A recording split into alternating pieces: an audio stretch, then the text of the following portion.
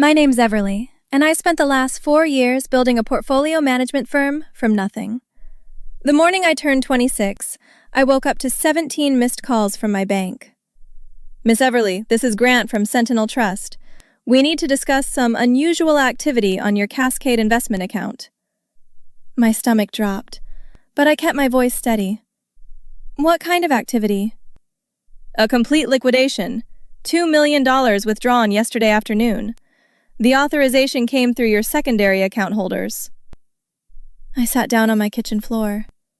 My parents. Yes, ma'am. Leora and Thatcher Voss. They've had account access since you opened it in 2019. The paperwork was all in order. Thank you, Grant. I'll handle this. I'd given them that access when I was 22, fresh out of college, trying to show them I trusted them, trying to prove I wasn't the selfish daughter they always said I was. I drove to their house in Prospect Hills, the same house I grew up in, the one they'd been threatening to lose for 3 years straight. When I pulled up, there was a brand new Mercedes in the driveway, champagne gold. My mother opened the door wearing a designer dress I'd seen in a boutique window last week. Price tag? $4,000. Everly, sweetheart, happy birthday! Where's Dad? In the study. Why don't you come? I walked past her. My father sat behind his desk, scrolling through a tablet. He looked up and smiled. Not guilty. Proud. There she is. 26 today. You're doing so well for yourself, honey. Where's my money? Mom came up behind me. Let's not be dramatic. $2 million, Mom. Gone. From an account only you two had access to. Dad set down the tablet. We borrowed it. Borrowed. We're your parents, Everly. We raised you, fed you, clothed you, paid for your education. I had a full scholarship. The principal stands, Mom said. You owe us. My brother Cale appeared in the doorway, 23, still living at home, still letting them control everything. His eyes met mine for just a second, then dropped. You knew, I said to him. Everly, don't put him in the middle of this, Mom snapped. When? Cale shifted his weight. Last week. They asked me if I thought you'd notice right away. And you said nothing? They're my parents, too. Dad stood up. We've already allocated the funds, Everly. We're moving forward with some investments we should have made years ago. A vacation property in Sedona, some upgrades here. Your mother deserves nice things after everything she sacrificed. Sacrificed. Yes, and frankly, you've been stingy with us. We ask for help, you give us lectures about budgeting. We're not children. You stole from your daughter. Mom's face hardened. We didn't steal anything. That money represents decades of our labor raising you. Consider it paid back. I want it returned, today. Dad laughed. It's spent, honey. Well, most of it. The Sedona property closed this morning. You bought property with my money. With our money, Mom corrected. Money you never would have earned without the foundation we gave you. I looked at Cale again. You really said nothing? What was I supposed to do? Be a brother. Don't guilt-trip him, Dad said. This is between us and you, and it's settled. You'll get over it. I stood there, letting them see tears in my eyes, letting my voice shake. This was everything I worked for. You'll make more, Mom said dismissively. You're young, you're smart. This is barely a setback for someone like you. I called Landry from my car. He picked up on the first ring. They took it? Every cent. Bought a vacation house in Sedona with most of it.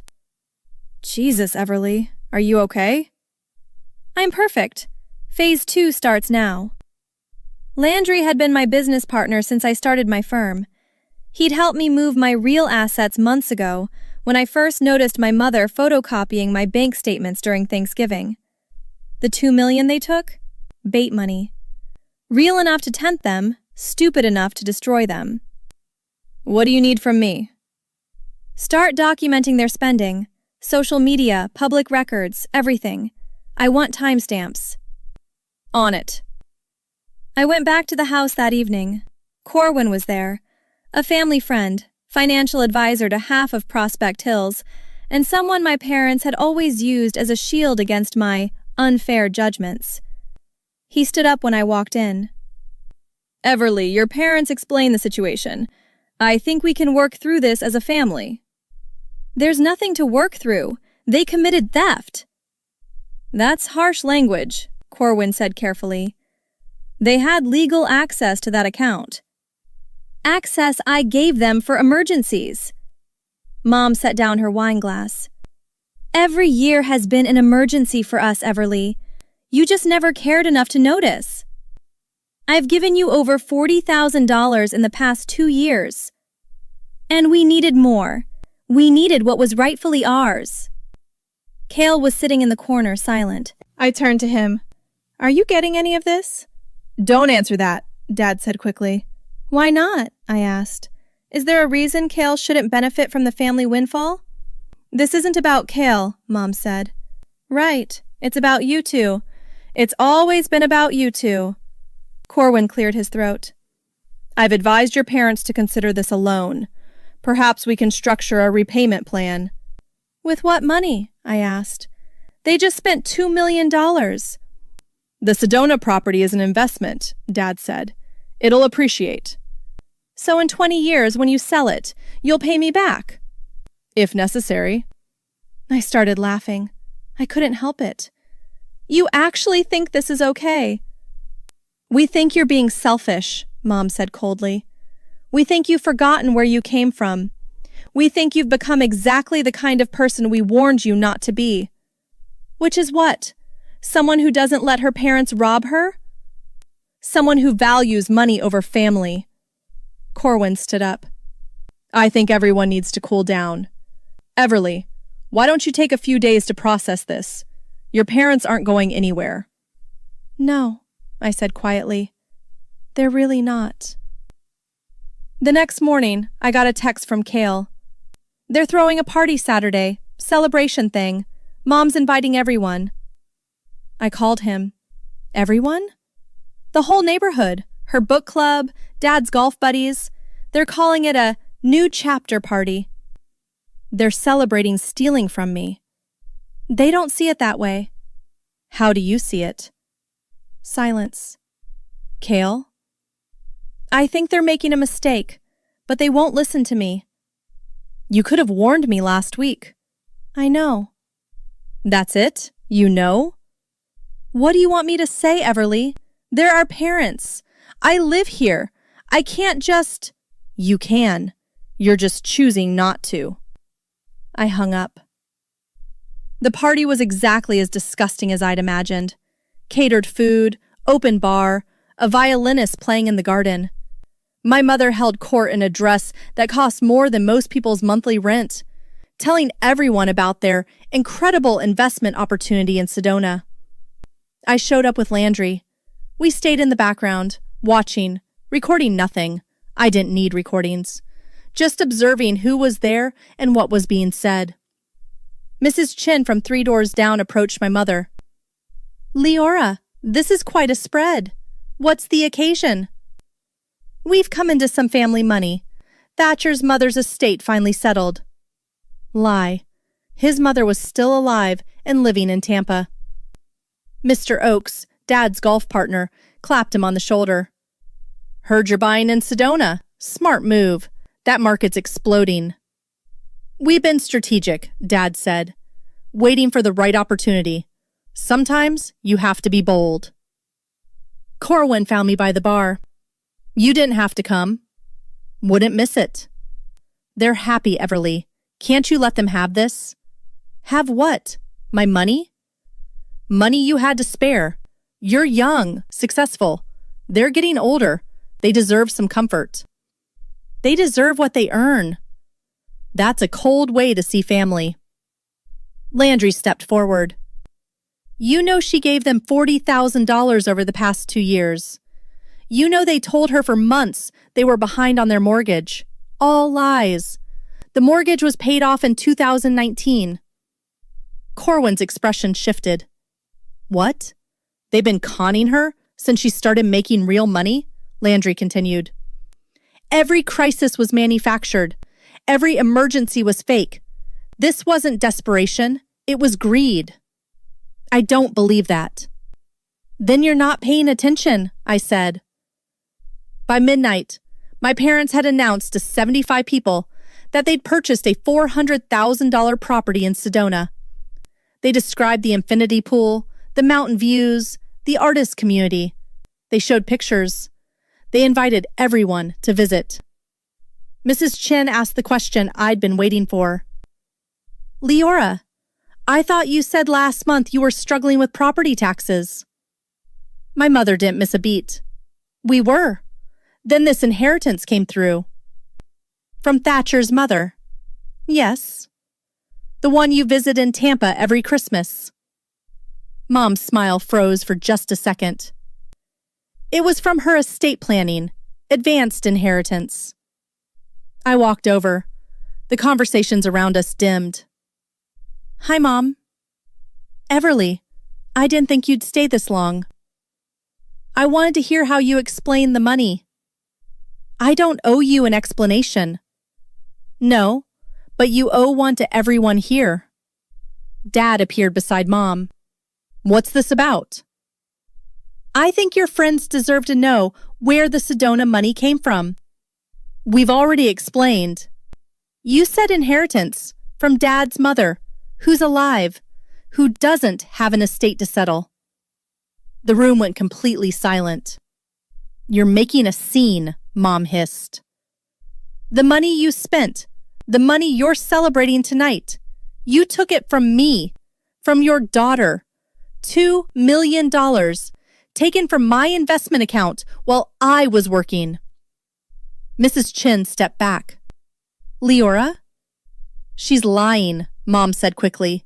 She's been angry with us for months about family matters. I have bank records, I said calmly. I have the account transfer documents. I have your signatures. You had access because I trusted you. You used that access to liquidate everything I'd saved and spent it on yourselves. We had a right to that money, Dad said, his voice rising. We're your parents. So you did take it. Mr. Oak set down his drink. Thatcher, what the hell? This is a private family matter, Dad snapped. You just threw a party for 70 people celebrating money you stole from your kid, Landry said. That's not private anymore. Corwin was staring at my parents. Tell me this isn't true. Mom's face crumbled, then hardened. She owed us, after everything we did for her. I owed you nothing. And now everyone here knows exactly who you are.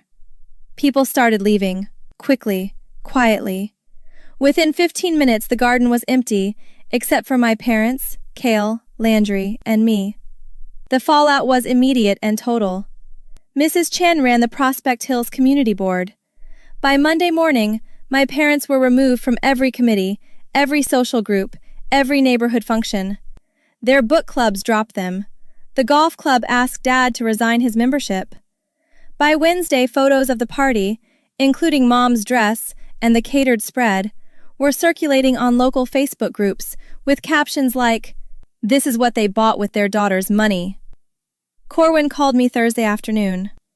I've been going through their financial records. They lied to me too, about everything. The mortgage, the property taxes, all of it. I know. Why didn't you stop them sooner? Because I needed them to go all in. I needed them to spend the money publicly, to celebrate it, to brag about it. I needed everyone to see who they really are. That's ruthless, Everly. That's justice. Cale showed up at my office Friday morning. He looked like he hadn't slept. They want you to make a statement. Tell people it was a misunderstanding. No. Everly, they're being destroyed. Nobody will talk to them. Dad can't show his face anywhere. Mom hasn't left the house in 3 days. Good. They're our parents. They stole from me, Cale. They lied to everyone. They threw a party with my money, and you stood there and watched. What was I supposed to do? Something, anything, but you chose them. They're falling apart. They did this to themselves. Every choice was theirs, and you enabled it. He left without another word. The Sedona property became a problem by June. My parents couldn't afford the maintenance, the property taxes, the HOA fees. They'd spent so much of the $2 million on immediate gratification, cars, clothes, parties, furniture, that they had nothing left to sustain what they'd bought. They tried to sell it. The market had cooled. They'd overpaid by $60,000. They tried to reach out through Corwin. I blocked every attempt. They tried sending Cale. I told him not to come back. By August, they'd burned through their remaining savings, trying to maintain the Sedona lifestyle they'd advertised. They had to sell their Mercedes at a loss. They stopped going to public events entirely, not because they were barred, but because no one would speak to them. In September, I saw my mother at a grocery store. She was alone, wearing discount clothes, her hair grown out from its expensive salon style. She saw me, started to approach, then stopped. She didn't say anything. Neither did I. She turned and walked away. I ran into Corwin in October. He told me Dad had a minor heart attack from stress, that Mom was seeing a therapist, that they were trying to sell the Sedona house for whatever they could get. They regret it, he said, if that matters. It doesn't. Everly, they're your parents. No. They're two people who raised me and then stole from me. That's all they are now. The Sedona property finally sold in November. They lost $80,000 between the purchase price, closing costs, and depreciation. That money went straight to the existing debt they'd accumulated, trying to maintain appearances. They never apologized. Not really. They sent a text through Cale in December. We made mistakes. We hope someday you can forgive us. I deleted it without responding. Cale stopped speaking to me entirely. He'd made his choice clear. The money they took, the real money, the $2 million I'd placed deliberately in that account, I didn't need it back. I'd already moved my actual wealth months before, $8 million, safe and untouchable, in accounts they never knew existed. They took the bait and destroyed themselves with it. My firm doubled its assets under management this year. I bought a house in the hills, something modern and clean and entirely mine. I built the life I wanted, surrounded by people I chose, people who earned their place there. My parents lost everything that mattered to them, their reputation, their community, their dignity, their relationship with both their children, and they did it all to themselves. I was sitting in my office last week when Landry asked me if I ever thought about reaching out, trying to rebuild something. I looked at him and asked the same question I still can't answer. If your own parents celebrated robbing you in front of everyone they knew, would you ever be able to look at them again without remembering exactly how little you meant to them?